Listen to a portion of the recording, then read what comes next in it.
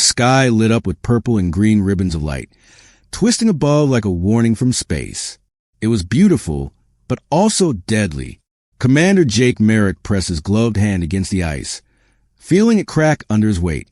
His radio made a hissing sound in his ear. It wasn't because he was too far away. It was because of a storm in the air that messed up all the signals and turned every message into useless noise. SEAL Team 7 had been walking for 3 hours across the frozen Arctic ice. The temperature was minus 38 degrees Celsius. Their mission was to rescue Dr. Helen Voss, a scientist who studied the Earth. She had been kidnapped 72 hours ago from a research station 200 miles north of Svalbard. Reports said a group of soldiers for hire, who used to work for the Russian military, had taken her. These men sold their fighting skills to whoever paid the most. They wanted to use her knowledge about minerals hidden under the ocean. Merrick looked at the horizon through special glasses that could see heat. He saw nothing but white, empty land and the dancing lights above. Behind him, 8 soldiers moved in a fighting pattern, their weapons ready, their breath turning into tiny ice crystals in the cold air. Lieutenant Ryan Foster, who was second in charge, raised his fist. Everyone stopped moving. Foster pointed ahead. Through the greenish glow of his night vision, Merrick saw a row of ice hills. They were perfect hiding spots for an attack. His stomach felt tight. The enemy had been waiting for them. He signaled his team to spread out and move into a V-shaped pattern. This was the normal thing to do. But as they walked forward, Merrick noticed something wrong. The ice under them had been moved around recently. It wasn't from the wind. It was from people walking. Someone had prepared this place for a fight. The first bullet came from nowhere and everywhere at the same time. Petty Officer Marcus Webb's helmet snapped back. The hard plate in his helmet stopped the bullet, but the force knocked him to his knees. Then everything exploded into chaos. Gun flashes sparked from 3 different spots, north, east, and south. The enemy's soldiers had trapped him in a killing zone. Merrick dug behind a chunk of ice. Frozen pieces flew around him as bullets smashed into his cover. His radio crackled and made useless sounds. The storm in the air turned all their communication into a mess. Foster shot back with controlled bursts from his rifle. But the enemy had better positions, better cover, and they knew exactly where the team was coming from. Merrick understood with a sick feeling that someone had told the enemy where they would be. Someone had given their location to the bad guys. Specialist Devin Clark crawled toward Webb and dragged him behind cover. Blood poured from Webb's nose where the helmet hit had broken something. Clark pressed a bandage to Webb's face. He worked quickly and skillfully even though bullets were flying right above them. Merrick thought about their situation honestly. They were trapped. They were surrounded. Their radios were dead. Their flying robots were useless because of the magnetic storm. Help would not come for at least 6 hours. The team had practice for this kind of thing, surviving when the odds were against them. But practice in real life cost different things. The colored lights above got brighter, making everything look blood red. Merrick pressed a button on his broken radio without thinking, then cursed himself for wasting the motion. They were completely alone. Gunfire pounded their position in organized waves. It was professional and planned. These weren't random fighters. They were former military men who knew exactly how to close in on a group of soldiers. Merrick counted the gun flashes. 12, maybe 15 bad guys. His team had 9 people, and 1 was hurt. Chief Petty Officer Natalie Reeves crawled low to Merrick's spot. Ice crystals were stuck to her weapon. Her face looked grim. She had been trying different radio channels. None of them worked. She shook her head. No communication, no satellite connection, no backup coming. Foster shot back with careful anger, trying to find the enemy leader. If you take out their leader, you mess up their teamwork. But the enemy soldiers were smart. They kept their commander hidden and kept moving to different shooting spots so no one could shoot back at them. A grenade flew through the air, tumbling end over end before landing 15 feet from Merrick's position. He recognized the Russian design. It was an RGD-5 with a 4-second fuse. There was no time to run. He pressed himself flat on the ground, arms covering his head. The explosion was so loud it hurt. Ice pieces sprayed everywhere like sharp metal. When Merrick looked up, his ears ringing, he saw corpseman Tyler Brooks holding his leg. Blood was seeping through his white snow clothes. Another man was down. Clark moved right away, wrapping a tight band around Brooks's thigh to stop the bleeding. He was professional and quick, but Merrick saw the worried look in Clark's eyes. They were getting more and more hurt people, and they couldn't afford it. Brooks would slow them down. In this frozen land, that meant death. The enemy changed their plan. They started moving to attack from the east side. Merrick recognized what they were doing. It was a classic move to surround them and force his team into a tighter group where heavy fire would destroy them. He had to do something. He signaled Foster to take 3 soldiers and set up a fighting position on the western ridge. This would buy them time and stop the enemy from completely surrounding them. Foster nodded. He tapped 3 men, Petty Officers Daniels, Kim, and Ortega. They moved out in a low crawl. Their weapons pointed at each other's backs to protect each other. For 90 seconds, it worked. Foster's group opened fire from a new angle, forcing the enemy soldiers to adjust. Their attack stopped moving forward. But then Merrick saw what the enemy did next. 2 figures broke from their hiding spots, moving with scary speed toward Foster's position. They carried rifles with fancy scopes and moved like hunters who had done this thousands of times. They were counter-snipers. Specialists sent to stop Foster's group. Merrick tried to yell a warning, but his voice was lost in the wind and gunfire. He watched helplessly as the enemy snipers got into position and aimed at their targets. Foster's group was out in the open. They couldn't see the danger coming from their blind side. This was how it was going to end, Merrick realized. Not in some heroic last fight, but through a professional killing by an enemy who had planned this ambush perfectly. They knew the SEALs were coming. They knew their battle plans. They knew how to use the land, an electromagnetic storm that took away all their high-tech advantages. The lights above pulsed brighter, washing everything in green. Merrick raised his weapon, knowing it probably wouldn't help, but refusing to die without trying. He aimed at the nearest enemy soldier and got ready to fire. Then something changed. One of the enemy snipers, the one in a high position, the one who had a clear shot at Foster, jerked backward and fell down. No sound. No gun flash from Merrick's side. Just a sudden violent end. Merrick's mind raced. Was it an accident? Did his gun break? But then the second counter sniper tried to move to a new spot, and he dropped too, falling face first into the ice before he could pull his trigger. Someone else was on this battlefield. Someone shooting with perfect aim that didn't seem possible in these conditions. The enemy's soldiers noticed. Their gunfire became wild and uncontrolled. They looked all around for the new threat. Merrick used the confusion. He signaled Reeves to shoot a lot of bullets to keep the enemy down while he moved to better cover. As he ran, he saw something in the distance, a shape at the far edge of the glowing lights, too far for normal shooting range. A single person, lying flat, completely still, except for the slow, careful movement of a rifle being aimed. The person worked with machine-like perfection. Every small move was on purpose and calculated. No rushed shots, no wasted bullets. In all the crazy fighting, this shooter was different. They had total control in a place designed to take away all control. Merrick had seen really good snipers work before, but this was something else. This was art made perfect by being alone and having to survive. Clark, kneeling beside Brooks, watched the far ridge with interest. As a combat medic, he had learned to read battlefields differently than the other soldiers. He saw patterns in where shots landed, how targets fell, the rhythm of the fight. This shooter wasn't just killing threats. They were carefully taking apart the enemy's ability to fight as a team. Another enemy soldier fell. This one was a communications specialist trying to organize the attack. The shot came from an impossible distance, over 1,000 meters. Merrick guessed it went through wind, cold, and electromagnetic interference that should have made accurate shooting impossible. Foster saw it too. He caught Merrick's eye and pointed at the distant ridge. Someone was taking apart the enemy's leadership from the shadows, not just shooting a lot of bullets, but carefully picking off specific targets. The mystery shooter fired again. An enemy soldier carrying what looked like a satellite phone spun and dropped. Then another, a team leader who was giving commands with his hands. Each shot was perfectly placed, removing the enemy's ability to work together. Merrick understood the math of war. Remove the leaders.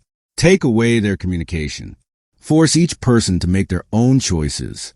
Without someone telling them what to do, the whole operation falls apart into chaos. This shooter knew that math very well. The enemy's soldiers started running away. Their organized attack turned into a confused retreat. They had lost too many important people too fast. Whatever money they were getting paid wasn't worth dying to an invisible shooter who could reach them from so far away they couldn't even see. Merrick grabbed the moment. He signaled his team to move forward, attacking the enemy's weakened position. Foster's group moved to block the escape route. In minutes, the situation flipped. The hunters became the hunted. But Merrick didn't push the attack to kill everyone. His mission was to rescue someone, not to count dead bodies. He let the enemy's soldiers run, watching them disappear into the Arctic darkness. It was better if they lived to tell others what happened here, that this battlefield had something they couldn't predict or fight against. When the gunfire stopped, silence filled the frozen land. Merrick's team came back together, treating wounds and checking how many bullets they had left. Webb had a head injury but could walk. Brooks's tight band was holding, and his bleeding was under control. They had survived. Merrick looked toward the distant ridge where the mysterious shooter had been. The person was moving now, walking down from their position with careful steps. As she, and Merrick somehow knew it was a woman, came closer, the lights above seemed to get dimmer, as if they knew she was there. She carried a rifle. Merrick recognized it as a heavily changed Remington M 2010, made for shooting .300 Winchester Magnum bullets. But unlike modern rifles with electronic scopes and digital distance finders, hers was old-fashioned. It had a mechanical scope and manual adjustments. No electronics that could be messed up by the electromagnetic storm. She moved like someone who had spent years in this frozen place. Her white camouflage clothes were custom-made for Arctic conditions. When she was 50 meters away, she stopped and raised one hand. It was a clear sign that she came in peace. Merrick signaled his team to lower their weapons but stay ready. Foster moved to a spot where he could protect Merrick if something went wrong. The woman kept walking forward. Her face was hidden behind a white face mask.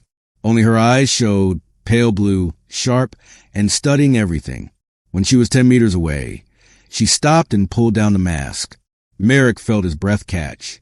He knew that face. Every soldier in naval special warfare knew that face.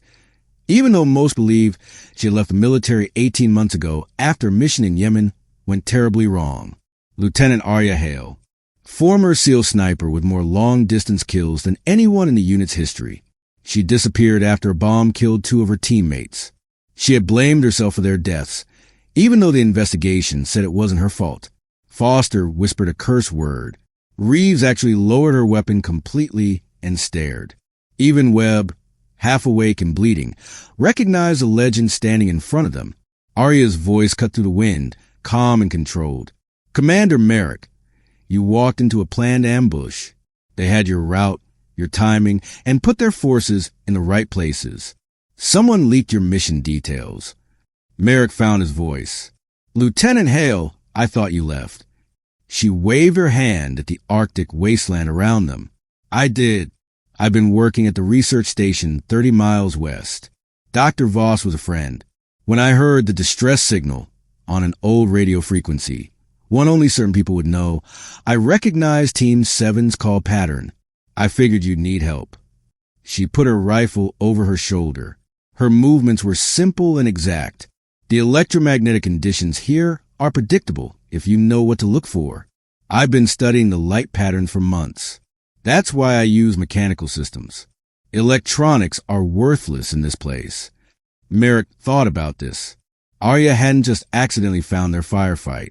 She had prepared for it, understanding the conditions better than anyone. While his team relied on technology that broke, she had adapted to the environment. Foster stepped forward, his voice tight. Those shots you made, over 1,000 meters, through wind and magnetic interference. That's not possible. Aria's face stayed calm. It's possible if you understand the environment. The colored lights create changes in the air above that affect how bullets fly. I've been mapping those patterns. Also, I calculated for the Earth's spin, wind blowing from 3 directions, and how the cold changes how gunpowder burns.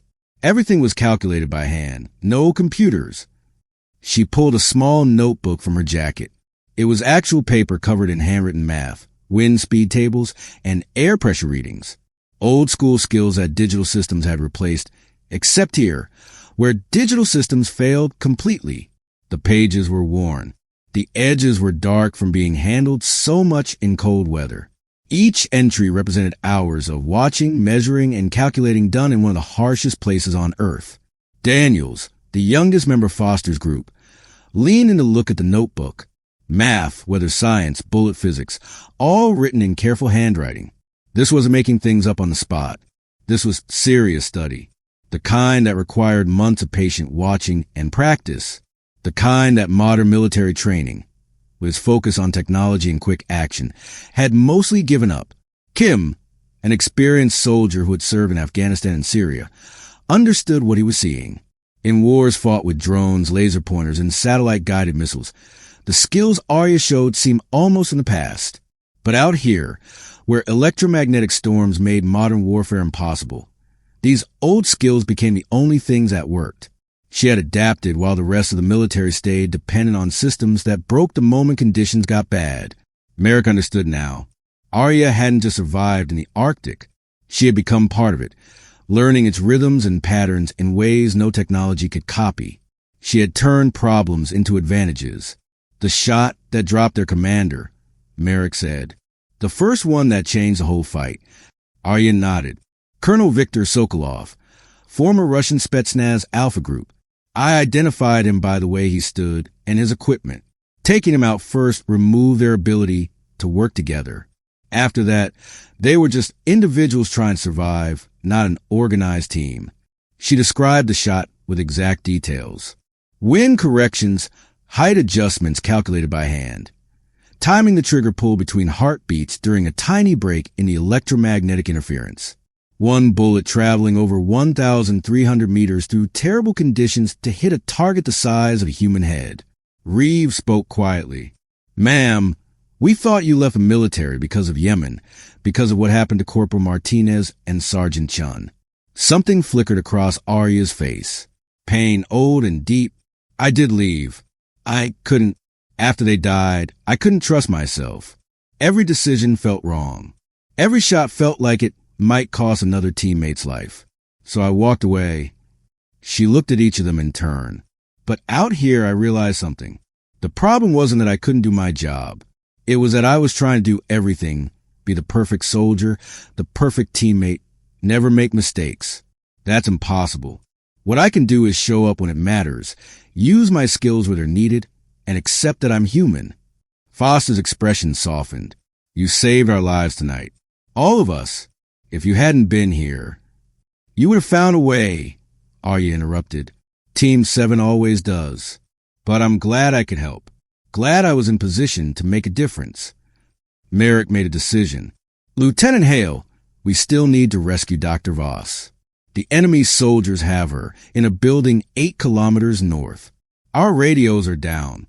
Rescue won't arrive for hours, and we have hurt people. I could use someone who knows this land and can work when our technology fails. Aria studied him for a long moment. Then she checked her rifle, pulled up her face mask, and said simply, Lead the way, Commander. They moved through the Arctic darkness as one team now. Aria walked at the front with Merrick, using her knowledge of the land and ice conditions to guide them safely. She warned them away from areas where ice looked solid, but was actually weak. She showed them paths that provided natural hiding spots. She pointed out signs of recent human activity that Merrick's team would have missed. Brooks limped but kept up. Clark supported him when needed. The tight band had been loosened twice during the walk to let some blood flow to prevent damage while still stopping the bleeding. Webb's head had cleared enough that he could work, though Reeves watched him constantly for signs of getting worse, like uneven pupils, confusion, or clumsiness. The team had been beaten up, but was still working. This showed how well they had been trained and prepared. As they moved, Aria shared knowledge she had gained from months in this place. She pointed out how ice shapes showed wind patterns, how the brightness of the lights related to electromagnetic interference levels, how animal tracks showed safe paths through dangerous ground. This wasn't information from training books. It was hard-earned experience, the kind that kept you alive when technology failed and normal plans weren't enough. Ortega, carrying the team's heavy machine gun despite the cold, appreciated the fighting advantage Aria provided. In city combat zones, technology created huge advantages. Here, that technology became a problem. Aria had understood this basic truth and adapted. She had stopped depending on systems that had failed and rebuilt her abilities on things that stayed the same. Physics, weather, terrain. 40 minutes later, they reached a ridge that looked down at the enemy's base. It was a group of buildings made ahead of time and put into a natural dip in the ice. The buildings were protected from wind and partly hidden by the land around them. Lights glowed from inside, and machines hummed as they made power. For guards walked around on patrol, switching positions every 10 minutes. It was professional security. But there were fewer guards now because their ambush team had not come back. Aria looked at the base through her mechanical scope, memorizing where everyone was and figuring out angles. Dr. Voss is probably in the middle building. It has stronger walls and only a few ways to get in. The guards are nervous. They know something went wrong with their ambush team. Merrick studied how the place was set up. It was a normal hostage situation, but the frozen land and conditions made it harder. Attacking directly might get Dr. Voss killed, but waiting meant more enemy soldiers might arrive, or they might move her somewhere else. We need to knock out their communications first, Foster suggested. Keep them from calling for help or telling whoever is paying them. Aria pointed to a building at the edge of the base. That's their communication center. It has a satellite antenna, probably built to work even with the electromagnetic interference. If I can put a bullet through their antenna, they won't be able to hear or talk to anyone. Can you make that shot? Merrick asked, though he already knew the answer. Aria got into her shooting position, adjusting her scope. 800 meters, very little wind, clear view. Yes. She breathed steadily, her finger resting next to the trigger. Merrick watched her work with the same careful precision that had saved them earlier. She figured out wind movement, using clues from the environment. She adjusted for height based on temperature and air pressure readings from her notebook. She waited for the colored lights above to dim a little, which meant less shaking in the air. The shot cracked across the ice. The satellite antenna exploded in a shower of metal pieces. In the base, guards scrambled around, looking for where the shot came from, but they saw nothing in the darkness beyond their lights. They're cut off now, Aria reported. No way to call for help or warn anyone. Merrick split the team into two groups. Foster would lead Daniels, Kim, and Ortega in a direct attack from the west to get attention.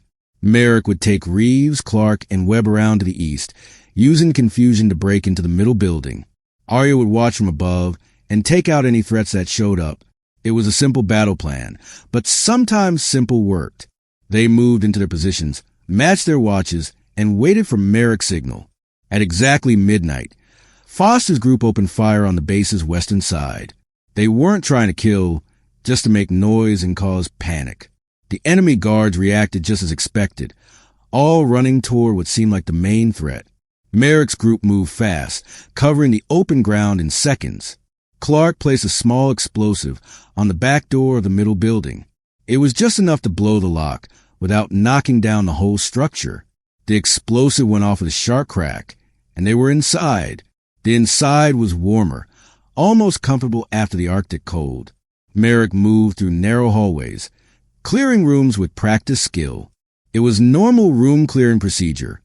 Peek around corners, burst in quickly, immediately check for threats, make sure it's safe, then move on. Each room was empty until they reached the third one. They found Dr. Voss in the third room. She was a woman in her 50s with her hands tied with plastic strips. She was scared but not hurt. A metal desk, a folding chair, and a small heater were the only things in the room. Her captors had kept her alive and fairly comfortable. This proved what the report said. She was valuable, not someone they planned to throw away. Reeves cut the ties on her wrists while Merrick guarded the doorway, watching for threats in the hallway outside. Dr. Voss, I'm Commander Merrick, U.S. Navy. We're here to take you home. She nodded, her voice shaky but determined. You could see she was smart even though she was afraid. Thank God. They were planning to move me tomorrow morning. I heard them talking about selling my research to Chinese mining companies. They wanted underwater drilling locations, information about where minerals are concentrated, everything I collected over 3 years of surveys. Clark helped her stand up, checking her physical condition like a professional. She was a little dehydrated and had some bruises on her wrists from being tied up, but no serious injuries. She could walk on her own, which was very important for getting out of there. Webb handed her warm gloves and a jacket from their extra supplies. Every second in this building made things more dangerous, but they couldn't rush her outside unprepared into Arctic conditions. Outside, the gunfire got louder. Foster's group was getting a lot of attention. This was exactly the plan. Pull defenders away from the middle building. Merrick pressed a button on his radio, forgetting for a moment that it still didn't work. Then he cursed and signaled his team to move using hand signs. They had Dr. Voss. Now they needed to get out before the enemy's soldiers realized the Western attack was just a trick. Combat operations depend on keeping things moving. Stopping to think gets people killed. They left the building and stepped into freezing air that hit them like a punch. Dr. Voss gasped but kept moving. She was positioned between Reeves and Clark, who moved in a protective shape around her. It was standard VIP rescue procedure. Keep the important person in the center, put the strongest fighters on the sides, keep moving toward the pickup point. But as they moved toward the edge of the base, an enemy soldier came out of the side building. He raised an automatic weapon with trained speed. Time seemed to slow down. Merrick saw the threat and started to turn, but he knew he was just a little too slow. The enemy soldier's finger tightened on the trigger. Then Aria's rifle spoke, once from 800 meters away. The quiet sound was barely hearable. The enemy soldier dropped instantly, his weapon clattering on the ice. From her position on the distant ridge, she had seen the threat appear and eliminated it before Merrick's team even fully understood the danger. The shot placement was perfect. Center of the chest, instant knockout. They reached the edge of the base. Foster's group stopped shooting and fell back in good order. The entire operation had taken 7 minutes from breaking in to getting out. Professional, efficient, and successful. 2 kilometers from the base, they stopped to regroup and treat injuries in a safe position behind naturalized formations. Dr. Voss was exhausted but safe, wrapped in heat-trapping blankets and drinking water from containers that had been warmed against body heat. Brooks's leg wound was stable. The bleeding was controlled, and blood was still flowing to his leg. Webb showed no signs of serious brain injury. His pupils were the same size and reacting normally. He had no memory problems. His coordination was fine. The team had finished its mission against overwhelming odds. Professional work had overcome their disadvantages. Merrick walked over to Aria, who was taking apart her rifle to carry it. Lieutenant, I don't know what to say. Without you. She looked up at him, and for the first time, he saw something other than battle focus in her eyes. Something almost like peace. I spent 18 months believing I was a problem, that being around me put people in danger. Tonight, I learned something different. I'm not a problem. I'm helpful, but only if I'm willing to show up and do the work. Foster joined them, his expression serious. Ma'am, you should come back. Team 7 needs shooters like you. The Navy needs you. Aria was quiet for a moment, watching the colored lights dance overhead. Then she nodded slowly.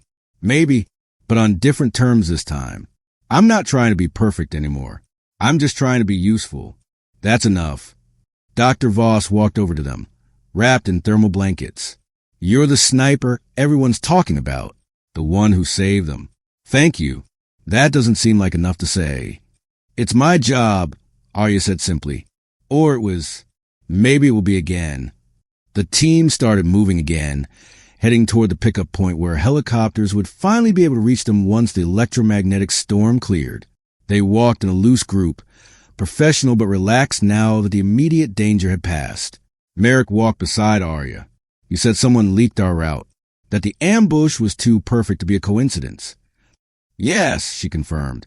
"The enemy soldiers knew your exact approach path, timing, and team size. That's not something they could have guessed. Someone with access to secret mission planning gave them that information." Merrick's jaw tightened. "When we get back, that's going to be investigated carefully." "It should be," Aria agreed. "But tonight, focus on getting your team home safe. The paperwork battle can wait." They walked in silence for a while. The only sounds were their boots crunching on ice and the wind whistling across the frozen land. Above them, the colored lights began to fade. Green and purple ribbons slowly dimmed as the electromagnetic storm passed. Reeves caught up to them, carrying Dr. Voss's research papers that had been found at the base. "Commander, these documents show underwater mineral deposits worth billions. No wonder someone was willing to kill for them." Dr. Voss nodded tiredly. "Rare earth elements in amounts nobody knew existed. My research could have given whoever controlled it huge power in world technology markets. That's why I'm grateful you came when you did." Foster checked his watch, then looked at the horizon where the first hint of sunrise was appearing. "Rescue helicopters should reach us in 30 minutes. We made it." The team settled into a defensive position on a ridge, setting up security while they waited. Aria took the lookout position naturally, scanning the surrounding land through her mechanical scope. Even after everything, she stayed alert. Webb, his head bandaged but his mood recovering, walked over to Aria. "Ma'am, I just wanted to say, I'm training to be a sniper. Everything they teach us, everything in the manuals. Seeing you work tonight, that was different. That was mastery." Aria smiled slightly. "Mastery is just failure repeated until you learn. I've missed a lot of shots, Webb. Made a lot of mistakes. The difference is I kept showing up, kept trying to get better. That's all anyone can do." The young SEAL nodded, taking this in. "Will you come back? Train new snipers?" "Maybe," Aria said. "First, I need to finish dealing with what happened in Yemen. Make peace with the fact that I'm not perfect, that I never will be, and that's okay. Once I've done that, we'll see what comes next." In the distance, the sound of helicopter blades grew louder. 2 MH-60 Seahawks appeared over the horizon, flying low and fast. Rescue had arrived. The helicopters landed in swirls of snow and ice. Merrick's team loaded Dr. Voss first, then the wounded. Aria hung back, watching as they got on board. Merrick turned to her, holding out his hand. "Lieutenant Hale, are you coming with us?" She looked at the helicopter, then at the Arctic landscape that had become her hiding place and her training ground. Finally, she nodded. "Yes, I think it's time." She put her rifle over her shoulder and walked toward the helicopter. As she climbed aboard, Foster patted her on the shoulder. Reeves gave her a respectful nod. Even Webb, exhausted and injured, managed to smile. The helicopters lifted off, turning south toward their base. Through the windows, Aria watched the Arctic get smaller. The ice, the darkness, the colored lights that had been her constant companion for 18 months. She had come here to hide from failure. She was leaving having found her purpose again. Merrick sat beside her, his voice barely hearable over the rotor noise. "That shot you made, the one that killed their commander, can you teach that?" Aria thought about the question carefully. "I can teach the mechanics, reading wind, calculating bullet paths, controlling the trigger. But the part that matters most, the willingness to take the shot when everything depends on it. That's something each person has to find in themselves. I can show them the path. They have to choose to walk it." "Fair enough," Merrick said. "When you're ready, Team 7 would be honored to have you back. Not as some legendary ghost, but as a teammate. Human, able to make mistakes, but someone we can count on when it matters." Aria looked around the helicopter at the faces of the team she had saved. Tired, injured, but alive. They trusted her despite her absence, despite her past failures, despite everything. That trust was worth something. "I'll think about it," she said. "But yeah, I think I'm ready to come home." The helicopter flew south through the dawn light, leaving the Arctic darkness behind. Above them, The last traces of the colored lights faded into blue sky. The electromagnetic storm was finally over. In its wake, it left a team that had survived against impossible odds, a hostage rescued, and a legend who had learned that being perfect wasn't necessary, just the courage to show up and do the work. Aria Hale had disappeared into the Arctic 18 months ago, broken by guilt and doubt. She came out on this morning as something different, not a perfect warrior, but a professional who understood her limits and her strengths. That understanding made her more dangerous, not less. Under the edge of the colored lights, where technology failed and human skill won, she had taken one shot that changed everything. But more importantly, she had learned that failure wasn't the end. It was just another lesson, another step toward getting really good at something. The helicopters continued south. Behind them, the Arctic lay quiet and still, keeping its secrets. And somewhere in the ice, a single bullet shell remained. It was proof that even in the coldest, darkest places, skill and purpose could still find their target.